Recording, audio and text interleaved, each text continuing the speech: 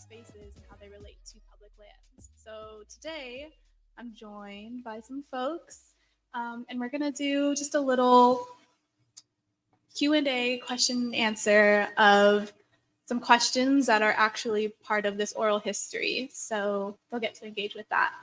And I have this little creature that we're going to pass around, even though I think we're not going to do this just because we have the mic and that's going to be like our talking piece. But if we were all together in our typical space, this would be a circle and I would have like a nice little centerpiece laid out just for some grounding and a place to rest your eyes. But we're going to get started with your name, pronouns, and just a brief little answer of what does nature and connecting with nature mean to you, maybe in one sentence, because it can be a long answer. But again, my name is Prasadiui. I use she, her, aya pronouns, and connecting with nature to me means being in right relationship with all beings on this planet, human beings, non-human beings, waterways, mountains, and living in harmony with all of them. And then I'm going to go. Thank you. Hello, my name is Lavira. I use she, her pronouns. Connecting with nature for me means presence and being present in any aspect and just being in the moment with nature and just being fully connected. Thank you.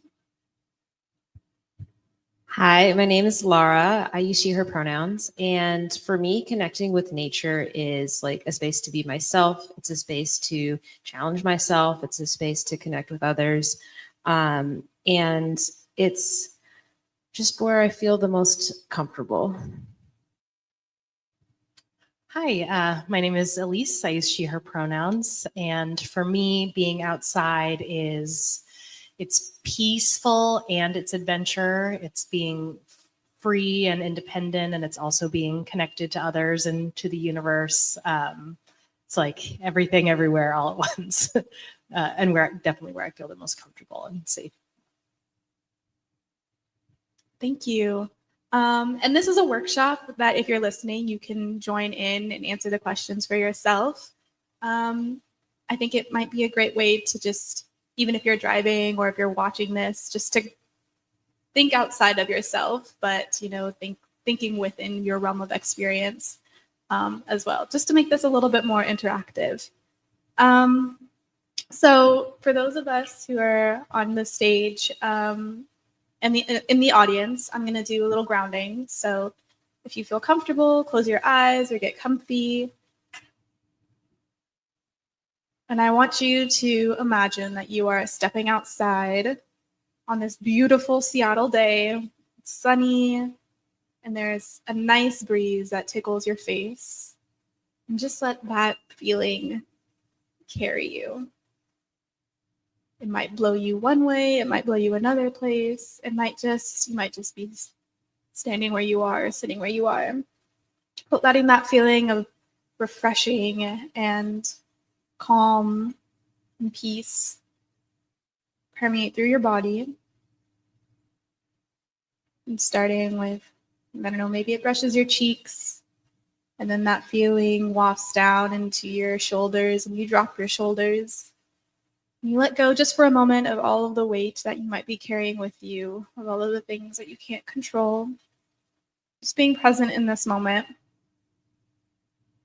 And dropping down into your chest, Feeling with gratitude for where you are now and who you are, everything that you are in this moment.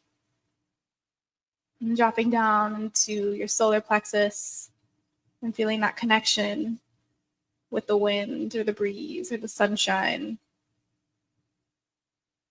And then down into your stomach,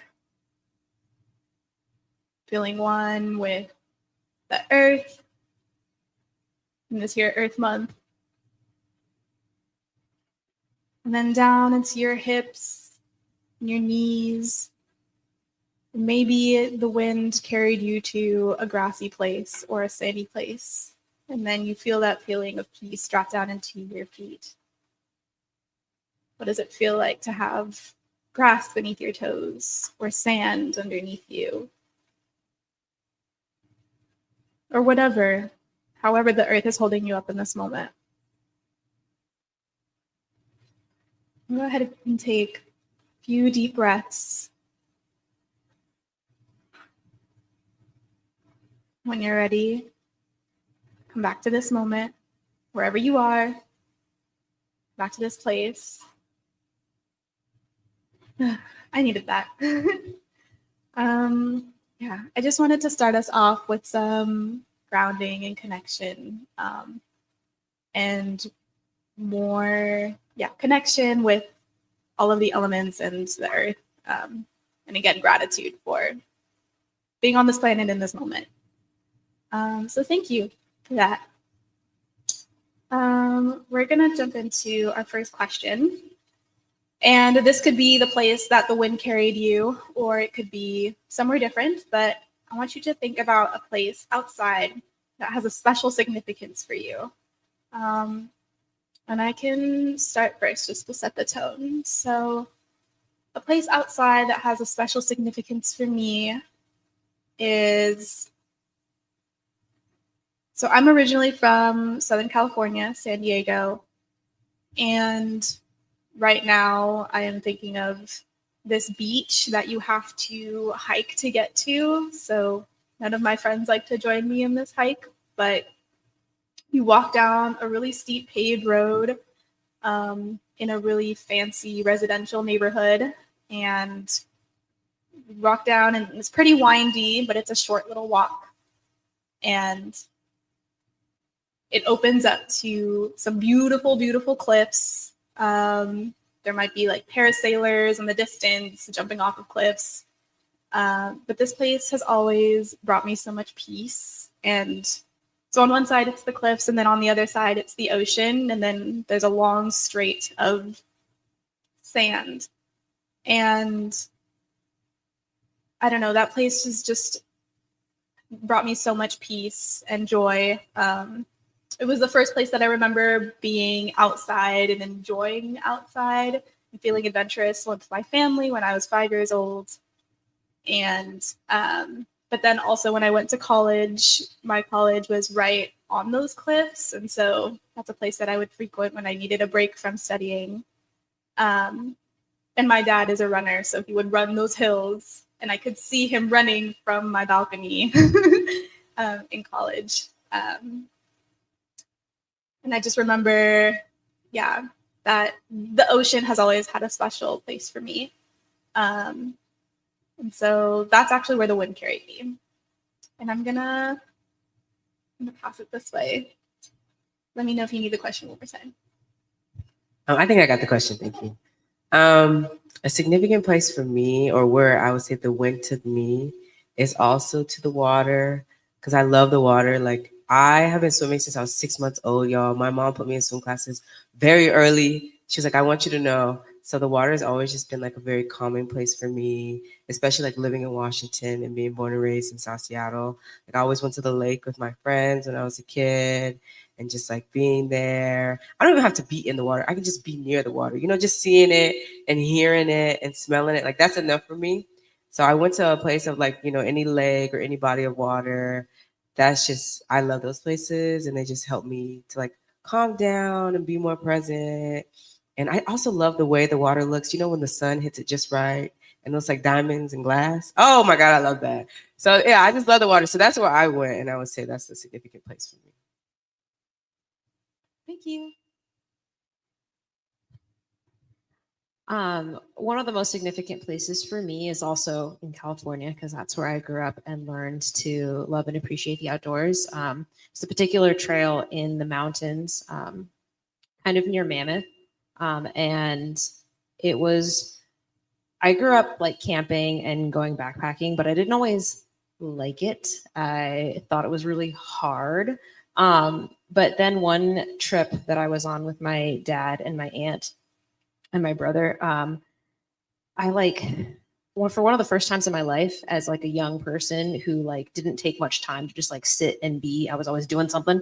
I just kind of like sat and looked out at the mountains and like was just really calm and still. And I was like 11, and that moment has stuck with me for years. And I've gone back to that trail throughout my teen years. And like that, and I try to like tap back into that feeling often when I'm in the wilderness. And also working with young people, I take young people on backpacking trips and camping trips, and I try to like instill that in them, but like that's not something that like you can make someone do. You just have to let them find it. And I think that's kind of where why that was such an impactful moment for me. And I cannot remember the name of the lake. I remember the name of the mountain range I was looking at. It's the Minarets. But yeah, that's just a really important spot for me. I haven't been there in years, but I hope to, hopefully in the near future. All sounds so nice. I was also brought to the water and to Lake Washington. I also grew up in Seattle, and my favorite lake access is Martha Washington Park, which is in South Seattle near where I actually just moved, but where I used to live. I've just had so many memories there. Like I put my baby in the water there for the first time. I also taught my other baby, our black lab, to swim there. But I was saying about how nature, I sometimes feel both like kind of independent and free, but also connected. Like Martha Washington has these lakefront little beaches that are separated by trees. So depending on the day and where you go, you can kind of have a private beach to yourself if you have like a small little lakefront spot, or you can sit in like the bigger part of the park and kind of sit amongst community and, you know, lots of different people there. So I feel like I always have a different experience when I go there. And yeah, to me, just days on Lake Washington is just everything. Against childhood. Went down to the lake to party when I was a teenager. Had some birthdays down there. It's just the first place I would go to.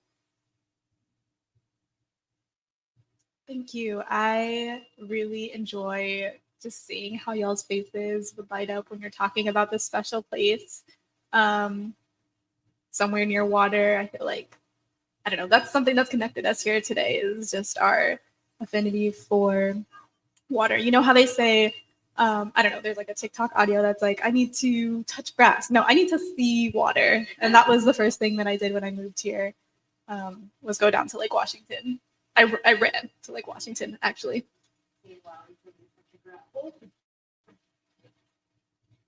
Seeing water is the new touching grass, for sure. Yeah. The old, I would argue. Yeah, thank you so much for engaging in that question, and transporting us to those locations. Like I could see the mountains with the lake. I could see Martha Lake. I could see the water that you were talking about. So this next question, I want you to think a little bit more about your own identity and how that has informed or shaped or influenced your relationship to being outside. So where do I start? Several years ago, 2019, I did this program on a whim called the Doris Duke Conservation Scholars Program. That is a program that centers folks, scholars of color, taking them outside and having conversations of identity and place and systems of oppression. And up until that point, I had never really really considered the way that my identity influences how I engage with nature. I'm Indigenous, so I've always had like an affinity to being outside and connecting with nature, but it wasn't until that program that I realized, oh, people, not everybody thinks the way I do. Not everybody has this connection to the outdoors that I do, and a lot of those ideas are prevent people like me from engaging in outdoors and recreation. And so that program just really helped me to connect with other folks of color and talk about big things like white supremacy and how historically people of color have been barred or mistreated for just being on their own lands. Yeah. And that program was based here in Washington, based at UW. And I don't want to say it was life-changing, but it has definitely set me on the course of the work that I do now. Yeah. Can you repeat the question? Yeah. The question is, how has your identity influenced or been influenced by the way that you engage with nature?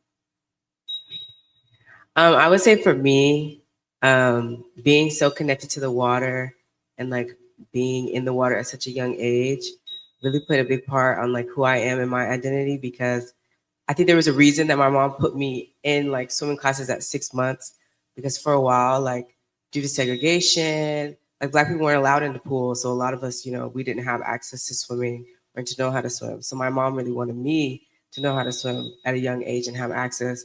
She was like, we live in this city and there's water everywhere. And I never want you to feel like, man, I can't go do that. Or like, man, I can't even go have fun with my friends. I got to stay here up to the knee level while they're all the way out there. So I think for my mom and like my family, it was really important that she put all of my siblings in early and to like be able to have that freedom and to engage, because we finally have that choice now to be in the water.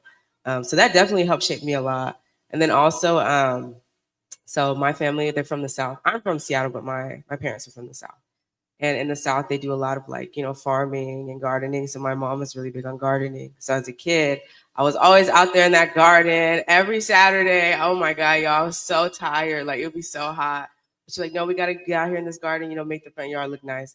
And as a kid, I didn't want to do it, but she would reward me with a McFlurry. So, that's why I would do it. But now as I'm older, I'm realizing like, she's out here doing this because she was raised this way. And this is how she feels closer to her family and to her ancestors and to her people, because she grew up out here, being in the garden and working on the land. And like, I think oftentimes like when we talk about nature, we always talk about like, the mountains and the water, and like, that's important too. But also the people who are out here farming and doing like the small stuff, like that's also important. And that's also a connection to nature. And like their work should be seen and highlighted just as much as like the hikers. So I just want to say that. And like, I hope that answered the question. But that's really shaped me, having that like Southern roots and like my family being from the South and the way they interacted with nature, and how even though like some of it was their choice and sometimes it wasn't their choice to interact with the nature the way that they had to. But yeah, I just want to say that. Thank you.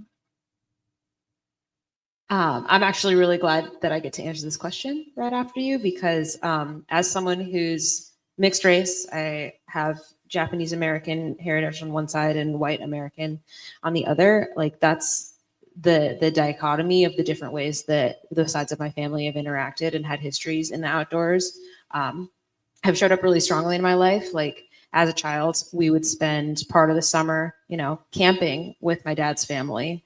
And then we would spend the other part of the summer on my mom's family's farm.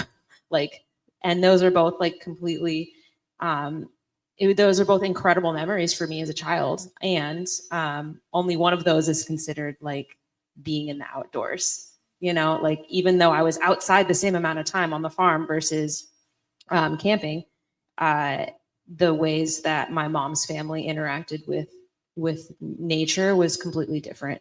And I've only recently started reconnecting with that part. And I also value my identity as like a hiker and a camper really strongly, because that's what I do for work. I lead camping and backpacking trips. I've said that already. And that's something else that has come up for me a lot is in those more white spaces where, you know, I'm hiking, I am rock climbing. I always felt like I had to prove myself to my peers, to just like the random people that are out there, to like say like, yeah, I'm supposed to be here. I can do all the things that you can do. And sometimes when I was young, I took that like way too seriously. And like, I had that mentality of like, I need to get to the top of that mountain. Like I need to like do the hardest thing ever. And in about last couple of years, especially starting to work with more like communities that reflect my identity, like I've had so much more connection with the actual things that I'm doing as opposed to like the outcome of that adventure. And it's been a really, really nice change of pace of like, okay, and working with kids, like it's truly not about what we're able to achieve. It's about like the connections, and it's about like, what are those memories? Like if I look back on the memory that I shared at the beginning, like what did I remember about that trip? It was sitting and being still. Like I don't remember the miles that we hiked. I remember sitting and like appreciating. So yeah, that's one of the many pieces of how identity and the outdoors kind of overlap for me. Beautiful. Cycling saved my life for sure. Before I got into cycling, I was going through kind of a rough spell in life. I'd lost some people, being destructive behaviors. And it was through cycling that I was able to kind of like channel my energy into just something more healthy. And that, again, I feel like this is my theme for today, foster both like my independence and connection. And I think it was through cycling that I like truly was able to understand like what is environmental justice, and like kind of linking, you know, I'm white, I grew up with a lot of like what I would call kind of traditional white feminist values, like girl power, girl boss kind of stuff. And also with a lot of like, you know, I'm from a progressive liberal family. We talked a lot about the environment, but not necessarily like what is like, where does that connect? Where does that intersect with racism and classism? And I think it was through just getting out there on my bike where I would like really see the city and like really see the people who live in it, and really meet other people who bike. Like, you know, we joke in the cycling world about mammals, middle-aged men in Lycra, but not all cyclists are mammals. Like cyclists come in all shapes and sizes and shades. And I learned that like, when we think about like justice and we want to build, we want to promote environmental justice, we want to build resilient communities, we want to build climate resistance. You know, it's not really about building bike lanes. It's not really about getting someone a nice bike. It's not really about like any of those kind of urbanist ideals. It's about connecting with people. It's about like relationships all the way. And through that kind of really like rich, organic friendships and connections and community building, that's when you can like really build a movement. And so I guess like cycling is a big part of my identity. And I think that it was what kind of connected some dots for me between like racial justice, environmentalism, feminism, and kind of helped me see my role as like a white feminist isn't to support justice from the outside. It's to like be in community with, and like that, like seeing my own stake in the game, that like I have something to gain both from like my own humanity, my own like neighborhood, the streets I ride on. So yeah, I think my a big part of identity and just kind of like being someone who cares about equity and justice, it's like it all comes back to the bike for me, and by proxy, like kind of the connections you can make outdoors. I just want to add on to what you said, how you were like, you're kind of talking about like how you had to feel like you had to prove that you were like outdoorsy enough. And I think it's interesting how like what we define as outdoorsy and like what that takes, like the person who's like backpacking and camping and hiking, like they're outdoorsy versus like, I don't know, the auntie that has her garden outside, that like, you know, tends to her garden and sits on her porch. She's not outdoorsy because she's not, you know, canoeing and backpacking, but she's still doing the work and is like in nature and is like has her own piece. I just picked a random auntie. That was just an example, but you guys get where I was going. Like, you know, but so I just think it's interesting how we classify like what an outdoorsy person is and how the way that we classify that kind of excludes a bunch of people who are like in nature and doing the work just on a different way or a different level. Yeah, that actually makes me think of like the people that we classify outdoorsy, the plant people who just, you know, might be a little bit more introverted or spend a lot more time indoors, but are taking care of plants and growing food in that way wherever they can, might not fall into that category of outdoorsy. But I think what I'm taking from all of your stories is representation and being immersed in those communities and seeing the impact maybe later on of what it means to be a cyclist in the city, what it means to swim at an early age, or just being in those environments and seeing with your own eyes those intersecting points. So thank you so much, everyone, for sharing. Okay, I have about 15 minutes left. So this question, it might be a similar answer to your other questions or your other answers, but I would love to hear about how your relationship to nature and outdoors has shifted with climate change. Yes, deep breaths, everybody, deep breaths. And I think for me, I'm a lot more conscious and cognizant of the small things that turn into the bigger things, that turn into the bigger things, that turn into hurricanes and wildfires. I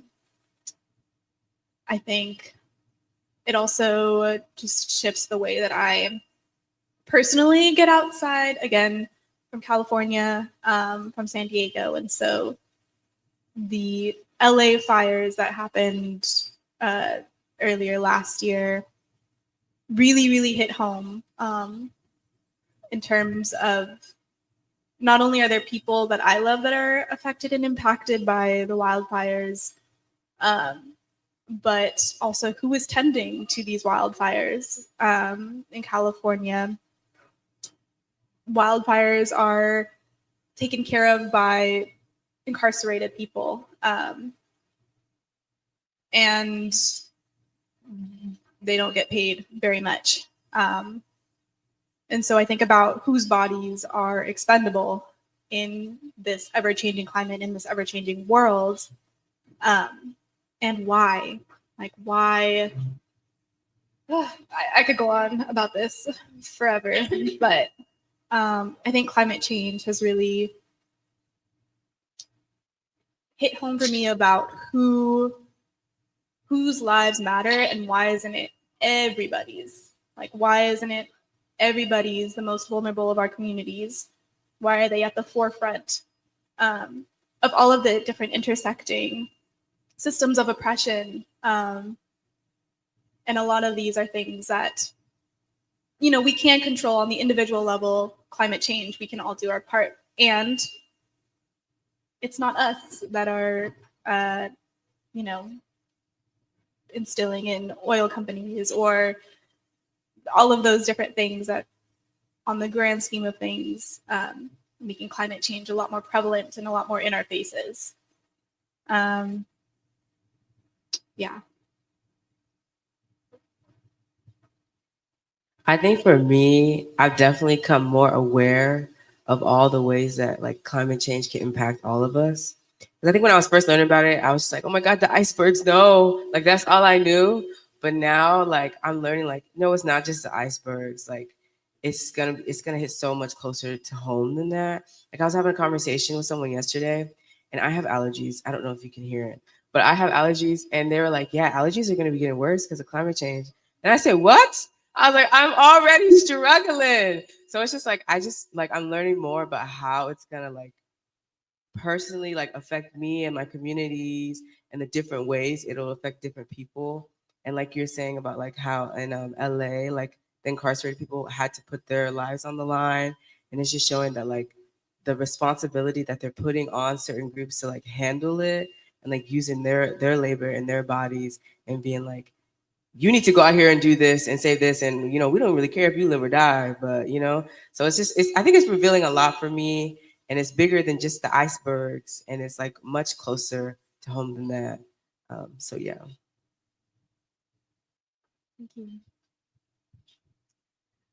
Yeah. So, Prasadiui, what you're saying about being from California, I relate to that so much. One of the reasons why I don't live in California anymore and don't feel like I want to go back is because it just climate change impacts just seem so much stronger there. Not to say that they aren't here; they're absolutely here. And just like having to see my parents like ration water during droughts, I'm like, I don't want to have to do that. And it just makes me feel disconnected from a place that I love and appreciated, like the stories that I told earlier. They're from California. But on the other side, like the more positive relationship things, like relationship with nature that I found, is I feel like there's definitely a bigger focus for me on the smaller scale communities that I have, and the fact that a lot of those are truly are nature based, like the people that I spend my time with, the young people that I work with.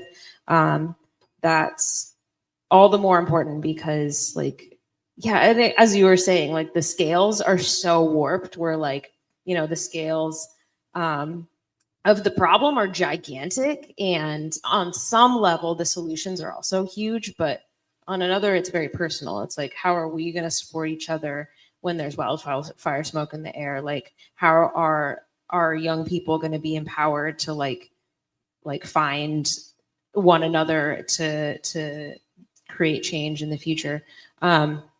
So it's really helped me like focus on, you know, there are some things that we can't avoid with climate change. So what am I going to do with the people around me? And I've found that community here, like in this space in Washington. So that's another reason why I don't feel like going back to California. I love it there. I'm glad I'm connected to it, but I've built this community here too. And so that's like, this is where I'll be. It makes me feel more connected to the place that I'm in and the people that I'm with.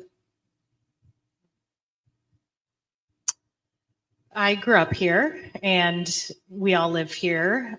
So everyone knows that Seattle or Washington winters can be dark and cold and rainy. And, you know, we suffer through it because, I mean, growing up, July and August are just like, there's no better place in the world to be than the Pacific Northwest in July and August. Because, you know, like June is still January. It always rains on July 4th. So summer starts on July 5th. And now we have smoke in July and August and September. And, you know, before we get out, we check the air quality index to make sure that it's safe to be outside. And I have a son now. I have a baby who's just a little over a year old. So I'm even more like, if we're going to be outside for a few hours with the baby, like we have to check the AQI. And I mourn that every year that like, it didn't used to be like this. We didn't have like smoke wasn't a season, and now it is. And I think it's like, you were saying, Livira, that like growing up, you're like, climate change is so sad for the polar bears. And now it's like, it's sad for me and my child. Like it's affected my daily experience, like over the course of my life. So, I mean, I want to channel that positivity, that resilience. But I do more in that when smoke season comes around, and that's my personal stake. I know that folks who've lost property, lost lives, lost friends, or traditional lands is like more of a severe experience. But gosh, I guess like to try to end on a positive note, I really resonate with what you said about just kind of trying to focus on like more direct community work, or like, your immediate circle, your friends and family. Like, what are those small things you can do either to address your impact or build resiliency with others, or I think that comes with age. Like when you're young, you want to save the world and like do everything possible for humanity, and then when you're a little older, you're like, how can I like make my family, my community, like what can I do for the people next to me, and believe that has a reverberating effect. Thank you. I really appreciate you bringing it back to resilience and to the community work of, I'm going to say, why we're all here doing this work, celebrating Earth Day, Earth Week, Earth Month, Earth Year, Earth Forever. But in these last few moments, I would love to know what is something that nature has taught you. And I think for me, community, all of the different ecosystems that I personally inhabit, and the ways that the ecosystems of mycelium and the trees, how they talk to each other. And, you need so many different components of soil to make it the juiciest, yummiest soil to produce plants that produce fruit that nourish us and our non-human being friends. But the aspect of community and relying on community fits with me. Ooh, that's a big question. I would say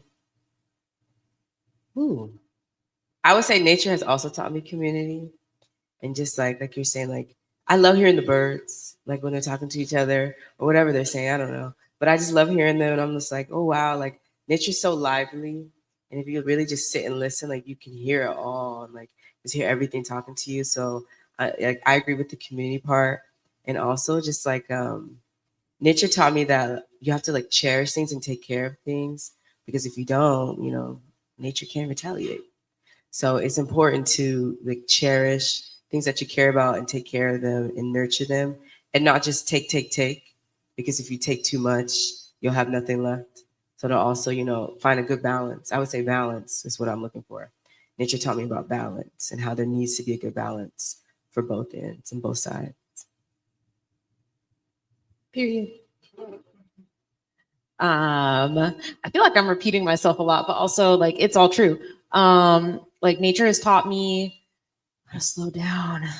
I definitely, I can't tell if this is like just who I am or, what I've internalized from our society, but I was always kind of like a go, go, go, like we got to move kind of person. And in nature, like it's going to move at its own pace. Like it's going to do its own thing, and you have no control over that. And that's great. I don't want to have control over that. And I shouldn't. So being able to like, just like stop, take a breath, realize like, oh, look at that tree.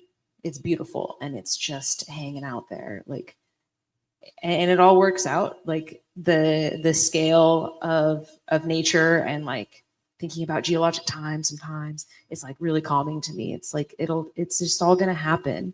And yeah, that's something nature has taught me, is how to just take a beat. Yeah, it's a good question. I feel like I just reiterate some of what y'all have said. Like nature reminds you that there is something bigger than us. Like we do have an effect on the planet, and we've destroyed forests and species, but like there's still some forests that like we can't control. There's still avalanches that we can't, control. There's still storms and, tidal waves, and, there is something bigger than us. And that's reflecting on that can help you kind of try to channel some humility and, that like the world is beautiful. It's simple, but, it's in those moments outside that I think even when life is hard or, the global politics seems so hopeless and terrifying, it's like you can still see beauty if you step outside. And I think that'll always be there. So we can at least have that to be grateful for. That was beautiful. What a beautiful note to end on. Thank you so much to all of you for answering my questions. If you were participating, like listening or watching, thank you for that also. You can find more of these conversations with Golden Bricks Events. That's the company the org that I work with. Again, my name is Prasadiui. I use she, her, aya pronouns. And it's been an honor. Thank you so much. Okay.